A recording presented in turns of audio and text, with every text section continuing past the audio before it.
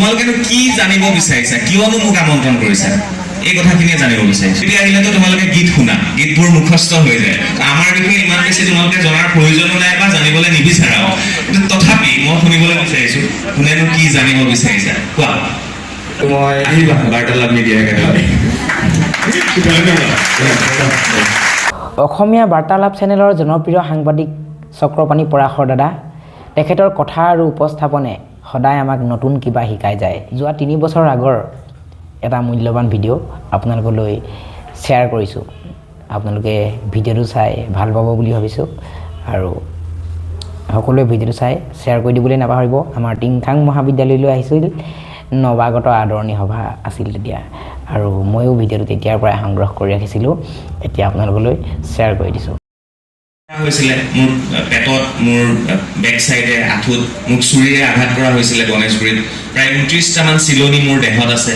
তেতিয়া অনুভৱ কৰিছিলোঁ সাংবাদিকতা নকৰোঁ আৰু, শেষ কৰিম ইয়াতে, কি কৰিম। সেইদিনা এটা ভিডিঅ' বনাইছিলোঁ ঘৰলৈ যাওঁতে, যে ঘৰত মোৰ এখন বিশাল গাড়ী আছে, তো সাংবাদিকতা নকৰিলে মই ঘৰত খেতি কৰি চলি যাব পাৰিম, পুখুৰী খান্দি তাত মাছ দি পেলাই মই চলি যাব পাৰিম। নেমু মই তেতিয়াই লগাইছিলোঁ, নেমু বিক্ৰী কৰি ৰিচাৰ্চ কৰি প্ৰেয়সীৰ সৈতে কথা পতাৰো মনত আছে। গতিকে একো নহ'লেও গাঁৱৰ ঘৰখনত খেতি কৰি চলি যাব পাৰিম। বহুতে কয় সাংবাদিকৰ ইমান টকা পইচা ক'ৰ পৰা হয়, কেনেকৈ হয়। মই নকওঁ সকলো সাংবাদিকেই ভাল, সকলোৱে বেয়া, কিন্তু তাৰ ভিতৰত এটা কথা, সৎ আৰু সাহসেৰে কাম কৰি গৈ আছোঁ আজিলৈকে, এই মুহূৰ্তলৈকে। সঁচাক সঁচা বুলি কৈছোঁ, মিছাক মিছা বুলি কৈছোঁ। তাত যদি কোনোবাই বেয়া পায় ভাল পায়, মোৰ ক'বলগীয়া একো নাই। এইখিনি কৰি গৈ আছোঁ কাৰণে চাগে ৰাইজে এই মুহূৰ্তলৈকে চক্ৰপাণি পৰাশৰ বুলি অকণমান চিনা পৰিচয় হৈছোঁ ৰাইজৰ মাজত, তাতকৈ বেলেগ একো নাই। এনেকৈ এই সাহসখিনিৰে কাম কৰি আগুৱাই গৈ থকাৰ মাজতে জীৱনত ঘাত প্ৰতিঘাত বহুত আহিছে। তাৰ ভিতৰত মই এটা ক'লোঁ, এনেকুৱা বহু আহিছে। এবাৰ কাজিৰঙাত তেনেকুৱা এটা ইনচিডেণ্ট হৈছে। তো এনেকৈ জীৱনত ঘাত প্ৰতিঘাত গৈ আছে। তাৰপিছত ভাবিলোঁ জীৱনত অকলে আগুৱাই যোৱাটো অসম্ভৱ, মানুহ লাগে, খুব বেছি মানুহ লাগে। আজি মোৰ বাৰ্তালাপ মিডিয়া একাডেমীত প্ৰায় 50জন 100জন, যিখনৰ পাছ কৰি ওলাই গৈছে 100জন মই সংবাদকৰ্মী জন্ম হৈছে। তেওঁলোকে বিভিন্ন চেনেলত কাম কৰিছে, তেওঁলোক মোৰ তালৈ আহে। এই যে মানুহৰ শিকলিডাল, মানুহ যে বনাইছোঁ, জীৱনত এটা বস্তু শিকিলোঁ, ধন ঘটাতকৈও মানুহ বনোৱাটো খুব বেছি প্ৰয়োজন। তো জীৱনত মানুহ গঢ়িবলৈ শিকিলোঁ, চেষ্টা কৰিলোঁ মানুহ গঢ়িবলৈ, আৰু এনেধৰণে মানুহ গঢ়ি গঢ়ি গৈ আছোঁ। মোৰ আছিল হিষ্ট্ৰীত মেজৰ, যদিও মই চৈয়দপুৰ মহাবিদ্যালয়ৰ গোটেই দায়িত্ববিলাক পালন কৰিছিলোঁ। অঞ্জন ওজা ছাৰ আছিলে তেতিয়া, বাইদেউ চিনি পাব চাগে অঞ্জন ওজা ছাৰ। অঞ্জন ওজা ছাৰে খুব দায়িত্ববিলাক মোক সঘনাই দিছিল, চক্ৰ এইটো কৰা, চক্ৰ এইটো কৰা। ক্লাছ কৰিবলৈ সময় পোৱা নাছিলোঁ, লৈছিলোঁ আকৌ হিষ্ট্ৰীত মেজৰ। তো হিষ্ট্ৰীত মেজৰলৈ খুব ধুনীয়াকৈ অনাৰ্ছ পাছ কৰিলোঁ, অনাৰ্ছ লৈ পেলাই। তো এনেকৈ পাছ কৰি পেলাই গৈ থাকিলোঁ, গৈ এতিয়া সেই কলেজত যে মই হিষ্ট্ৰী পঢ়িছিলোঁ তাৰ কিছু প্ৰতিফলন মোৰ এতিয়া হৈছে। মই তোমালোকক এইটো ক'বলৈ গৈছোঁ যে জীৱনত তোমালোকে যেতিয়াই যি নিশিকা, সেইটো ঠেকি শিকা, দেখি শিকা, লেখি শিকা, পঢ়ি শিকা, যেনেকৈ নিশিকা, অভিজ্ঞতা গোটোৱা, সেইটো তোমাৰ জীৱনত কেতিয়া প্ৰয়োজন হ'ব তুমি নিজেই গম নাপাবা। আজি ইয়াত যে মই ভাষণ দিবলৈ আহিছোঁ, মই এই যে ঘূৰি ফুৰোঁ যে গোটেই অসমখন, ইপাৰৰ পৰা সিপাৰলৈ, শদিয়াৰ পৰা ধুবুৰীলৈ, উজনিৰ পৰা নামনিলৈ, মই প্ৰতিটো দিনত প্ৰতিটো মুহূৰ্তত মই শিকিছোঁ। মই গণসংযোগ বুলি যিটো অনুষ্ঠান কৰোঁ ND24, সেইটো হিষ্ট্ৰীৰ ওপৰতে। মই বিভিন্ন স্থানত যাওঁ, তাত হিষ্ট্ৰী ৰিলেটেড যিবিলাক বস্তু, তোমালোকে বহু অনুষ্ঠানটো চাবা, দেওবাৰে 7:45 অনুষ্ঠানটো আহে। শদিয়া ধুবুৰী কেনেকৈ হ'ল, হয় ৰঙামাটি নহয় গুৱাহাটী, কোনে কৈছিলে, মোগলে ক'ত ক'ত আক্ৰমণ কৰিছিলে, এই যিবিলাক কাহিনী, এই কাহিনীবিলাক মই হিষ্ট্ৰী পঢ়োঁতে, মই অসম হিষ্ট্ৰী, ইণ্ডিয়ান হিষ্ট্ৰী বা ৱৰ্ল্ড হিষ্ট্ৰী যেতিয়া পঢ়িছিলোঁ তেতিয়া তাত পাইছিলোঁ। আৰু এতিয়া সেই জেগাবিলাকত যেতিয়া মই যাওঁ, সেই স্থানবিলাক যেতিয়া মই ভ্ৰমণ কৰোঁ, তেতিয়া মই কথাবোৰ সলসলীয়াকৈ ক'ব পাৰোঁ। আৰু সেই জেগাটোত যেতিয়া নিজে উপস্থিত হওঁগৈ, তেতিয়া দেখিলে মোৰ সেই বুৰঞ্জীৰ পাতটোলৈ মনত পৰে, মইতো ইয়াত এইটো পঢ়িছিলোঁ, আজি মই সেই স্থানখিনিত উপস্থিত হৈছোঁহি। গতিকে জীৱনত তোমালোকে যিকোনো পৰাই, সেয়া পাঠ্যপুথিৰ পৰাই হওক, বাহিৰা পুথিৰ পৰাই হওক, বিশিষ্ট ব্যক্তিৰ বা বিভিন্ন ব্যক্তিৰ অনুভৱৰ পৰাই হওক, যেনেকৈ নহওক, তোমালোকে যিখিনি অভিজ্ঞতা গোটাবা, সেই অভিজ্ঞতাখিনি জীৱনৰ প্ৰতিটো দিনত কিন্তু কেতিয়াবা কেতিয়াবা প্ৰয়োজন হৈ পৰে। তোমালোকে গমেই নাপাবা কেতিয়া ক'ত প্ৰয়োজন হৈ পৰে। বৰ হৈছে না? গম পাইছোঁ। ঠিক আছে, মই মাজে মাজে ক'ম, তোমালোকৰ ওচৰলৈ মই যাম আৰু তোমালোকৰ পৰা দুই এটা প্ৰশ্ন ল'ম। তোমালোকেনো কি জানিব বিচাৰিছা? মই বেছি নিজৰ ফালৰ পৰা ক'ম। এটা মাইক যদি সিফালে পাই যায় ভাল আছিল। তোমালোকৰ পৰা জানো, মাজে মাজে মই কৈ যাম বাৰু, তোমালোকৰ পৰাও মই জানিবলৈ চেষ্টা কৰিম। তোমালোকেনো কি জানিব বিচাৰিছা, কিয়নো মোক আমন্ত্ৰণ কৰিছা, এই কথাখিনিয়ে জানিব বিচাৰিছো। এতিয়া আহিলেতো তোমালোকে গীত শুনা, গীতবোৰ মুখস্থ হৈ যায়। আমাৰ বিষয়ে ইমান বেছি তোমালোকে জনাৰ প্ৰয়োজনো নাই বা জানিবলৈ নিবিচাৰাও, কিন্তু তথাপি মই শুনিবলৈ বিচাৰিছো কোনেনো কি জানিব বিচাৰিছা, কোৱা। কিন্তু সেইদিনা ডুমডুমা কলেজত কিন্তু মোক প্ৰশ্নৰ ওপৰত প্ৰশ্ন কৰিলে দেই। আজি যদি ইয়াত প্ৰশ্ন নকৰে তেতিয়া মই এই কেমেৰাটোত যে ৰেকৰ্ডিং হৈ আছে, তো তেতিয়া মই একো দিবলৈ নোৱাৰিম ব্লগত। তো মই ভাবোঁ এইখন মানে টিংখাং মহাবিদ্যালয়ৰ স্মাৰ্ট ছাত্ৰ ছাত্ৰী আছে, প্ৰশ্ন কৰিব।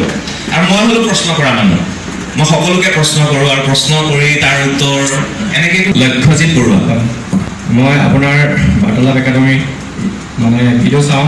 ধন্যবাদ। আৰু আপোনাৰ মোৰ জীৱনৰ প্ৰথম যি অভিজ্ঞতাপূৰ্ণ ব্যক্তি সাংবাদিক হিচাপে ফাৰ্ষ্ট আপুনি বুলি মই ভাবোঁ। আৰু দ্বিতীয় মই গুচি আহিলোঁ দেই, বাইদেউ বেয়া পাইছে নেকি? নিতুমণি শইকীয়া ছাৰ, হয়, আৰু ঋতুস্মিন ছাৰ। Okay. এই তিনিজন হৈছে মোৰ জীৱনৰ ফাৰ্ষ্ট অভিজ্ঞতাপূৰ্ণ ব্যক্তি বুলি মই ভাবোঁ। ফাৰ্ষ্ট আপুনি, কিয়নো মই ঘৰত মা দেউতা বা বন্ধু বান্ধৱী যাক হ'লেও মানে যিসকল আছে আৰু তেওঁক কওঁ যে আপোনাৰ যি ভাষাৰ সাৱলীলতা আৰু যি সহজ সৰল ব্যক্তিত্ব আৰু আপোনাৰ কথাৰ শৈলী হওক বা মধুৰ ব্যক্তিত্ব অধিকাৰী, সেই অধিকাৰী আপোনাৰ গুণখিনিয়ে মোক বাৰুকৈ আকৰ্ষিত কৰিছে। আৰু দ্বিতীয় কথাটো কি হ'ল, এটা মই ভিডিঅ' চাইছিলোঁ, ভিডিঅ' মানে বহুত প্ৰায়কেইটাই চাওঁ, প্ৰতিটো ভিডিঅ'ই চাওঁ, যে মাতটো কিদৰে ভাল কৰিব লাগে। আপুনি যিদৰে মোৰ মাতটো ভাল জানো? কিয় বেয়া ভাল জানো? এই পাৰ্থ তই সদায় অডিঅ'টো বেয়া, অডিঅ'টো বেয়া, তোৰ অডিঅ' বেয়া, মোৰ মাত ভাল। এই ছাৰ আচলতে কি হয়, ৰাতিপুৱা সময়ত মই প্ৰায় 4:30 বা 3 মান বজাত উঠোঁ। ৰাতিপুৱা উঠি মেলি পঢ়া শুনা কৰোঁ। কি কৈ আছে? 3টা বজাত উঠোঁ আৰু উঠি মেলি কি হয়, পঢ়ি শুনি যিটো আপুনি অভ্যাস শিকাইছিলে তেনেকুৱা এটা মানে যিটো এনেকৈ টকালি মাৰিব লাগে, টকালি পুখুৰী সজাব লাগে, আৰু আৰু কেনেকৈ কৈ দিওঁ, কৈ দিয়ক। আৰু বগাকৈ বুটলি বহলাই গলিছে বলুকা বিয়লি বেলা, বকুল বাগৰিছে ববচা বনতে বুটলি বিলংগৈ বলা, এনেকুৱা ধৰণৰ যিবিলাক কি বুলি কয় এইবিলাক, কি বুলি কয়, টাং টুইষ্টাৰ নেকি? এই তেনেকুৱাই আৰু বিহাৰৰ বিহাৰী বিহালী বিলাহী, বিহাৰৰ বিহাৰী বিহালী বিলাহী, বিহাৰৰ বিহাৰী বিহালী বিলাহী, এইবিলাক কৈ থাকিব লাগে। ভাল প্ৰনাউন্সিয়েশ্যনবিলাক ভাল হয়, উচ্চাৰণবিলাক ভাল হয়। আৰু বাকী আপুনি সাংবাদিকৰ ক্ষেত্ৰতো যথেষ্ট অভিজ্ঞতাপূৰ্ণ 15 বছৰ এতিয়ালৈকে অতিক্ৰম কৰিছে। আৰু ধন্যবাদ তোমাক। আৰু আপোনাৰ ভিডিঅ'বোৰ চাই ইমান ভাল লাগে যে হয়তো জীৱনত সাংবাদিকতাৰ ফালে নিজকো যাবলৈ মন যায়।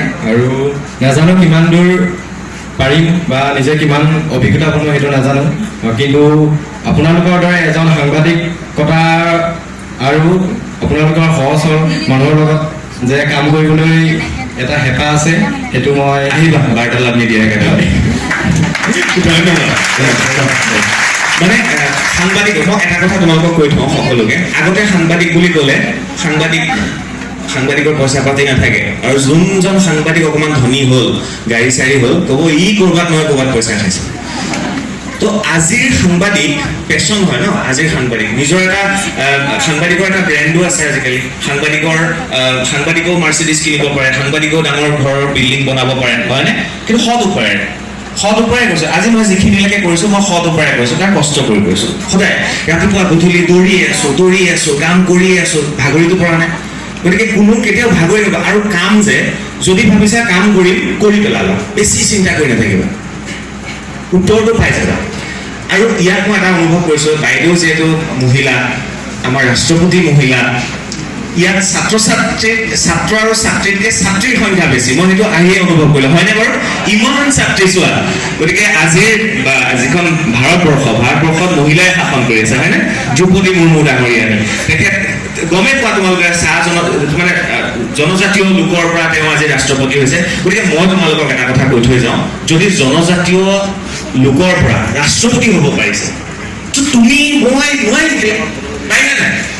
এই বস্তুটোৱে লাগে যদি শচীন তেণ্ডুলকাৰে 15 বছৰ বয়সতে ইণ্ডিয়ান ক্ৰিকেট টিমত খেলিব পাৰিছে তো তুমি মই নোৱাৰিম নেকি নোৱাৰাৰ শব্দটো ডিক্সনাৰীৰ পৰা আঁতৰাই পেলাই একদম চিম্পল নোৱাৰিম পাৰ্থই কেতিয়াবা কয় এতিয়া মই তই আহ এইফালে উঠি আহ এই মোক কালি কৈছে ছাৰ আপোনাক কিন্তু মানিছোঁ কিয় মানিছিলে মোক এতিয়া এইখিনিতে আহি গ'ল কিয় মানিছিল কালি মোক গাড়ীত উঠাৰ লগে লগে গোটেই ৰাতিটো শুই আহিছোঁ মই গাড়ী চলাইছোঁ কিয় কালি মানে যিটো কষ্ট দেখোঁ ছাৰৰ মানে আমি শলাগ ল'বলগীয়া ঘৰত মানে মাহটোৰ পৰাই আমি দেখাত যিহেতু আমি ছাৰৰ ঘৰতে ওচৰে পাজৰে থাকোঁ দেখোঁ মাহটোৰ প্ৰায় 3-4দিনমান ঘৰত থাকিব পাৰে নেকি আজি এতিয়া আহিছোঁ আজি